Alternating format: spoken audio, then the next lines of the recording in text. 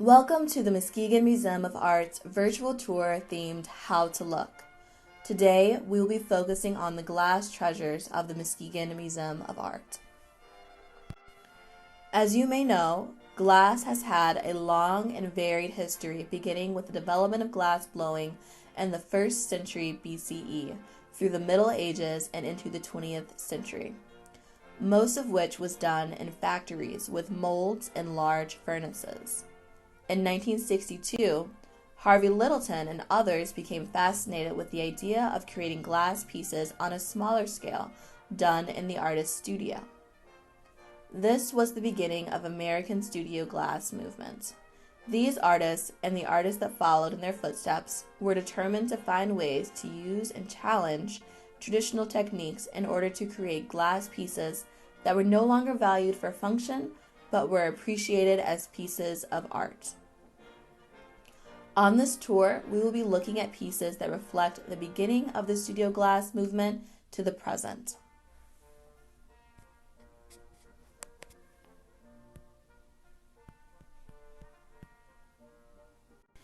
Let's begin with Harvey Littleton, who is considered to be the father of the American studio glass movement. Harvey grew up in the shadow of the Corning Glass Works, where his dad was head of research and development. Harvey came to believe that glass-making technique in and of itself was nothing. But in the hands of a strong, creative person, it could be taken into another dimension. Let's take a moment to look at this piece and think about what you see.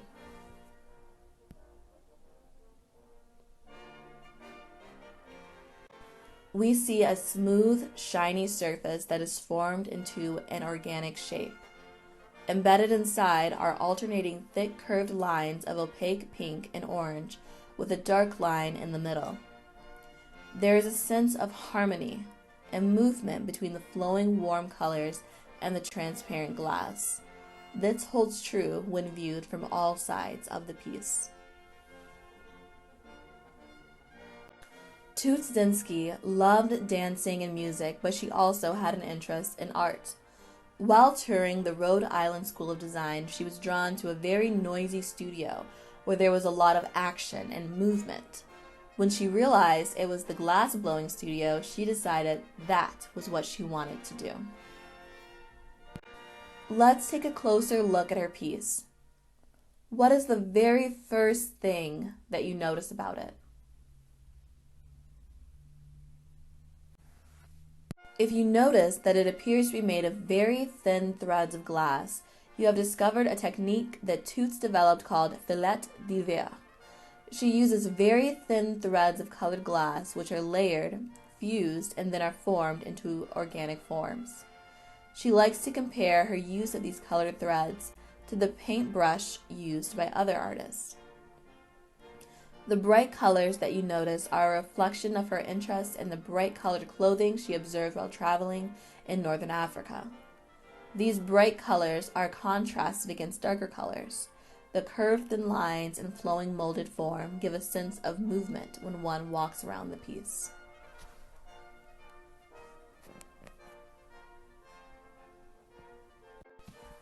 Much of Powell's work centers around the use of the marine, which are created when colored or clear glass rods are cut into thin cross-sections. These cross-sections are arranged on a steel table in patterns similar to a mosaic. A partially blown glass bubble is then rolled over the marine, picking them up off the table. The end of the glass bubble opposite the blowpipe is sealed. With further heating, the sealed cylinder can be blown and shaped into the desired form. Let's take a moment to look at this and discuss what we see. Certainly, the size is quite impressive, but what really jumps out is the creative use of the marine. We see alternating rows of color with light colors contrasting with dark colors and a very symmetrical sequence. The size of the marine vary from small, where the form is compressed, to larger as the size of the form increases. The marine give the appearance of texture and contrast to the smooth glass surface at the top of the form. The end result is a beautiful, coherent piece of studio glass. Our next piece of glass is Abulette by Janusz Pozniak. I'm guessing that your first thought is the same as mine. How in the world did he make this? So let's get that out of the way before we take a longer look.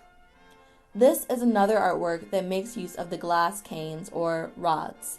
Pozniak has mastered the Italian technique of reticello, where glass canes are organized in a crisscross pattern to form a fine net, which may contain tiny air bubbles. Now let's look at the piece and think about how you would describe what you see. This is a teardrop-shaped clear glass object with a pattern of symmetrical diagonal black lines.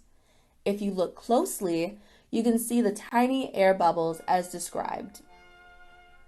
You will also notice a solid black circular object that has been inserted at the bottom. The limited color palette and symmetry and balance of the sculpture produce for the viewer a very harmonious whole. There is a fascinating story about the origin of this piece, which gives added meaning to the finished piece. Janusz had a request to make a piece of sculpture representing a black sanctuary. He really struggled with the concept of a sanctuary being black in color. The French word Abulette, meaning to forget, was suggested to him, and it became his inspiration. During medieval times, a victim was thrown into the Abulette, where he was confined to the dungeon, the black object at the bottom, and considered forgotten by the outside world. A trapdoor at the top was the only access into the Abulette, and it was accessed by a rope or ladder.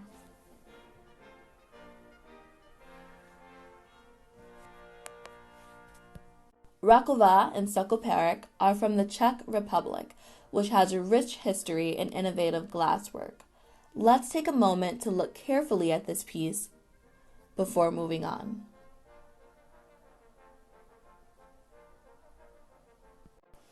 The process of carving glass gives an outcome that is completely different from the other sculptures in our galleries. This piece, with its clear and transparent glass, is strikingly geometric with its triangle shapes and variable straight, diagonal, and vertical lines. The pattern of the triangles changes as one walks around it, giving a different perspective of each at each turn. Color also plays a strong role in understanding the piece. The mostly cool colors change values. The movement of the shape and colors result in a beautiful and harmonious piece of sculpture. The title is Four Ways, very appropriate for the artists in that it illustrates one of their themes that we as humans change as we encounter different forces in our life. What does the sculpture and the title Four Ways mean to you? This last piece by John Miller is just plain fun, but let's take a moment to appreciate the elements that make this piece so effective.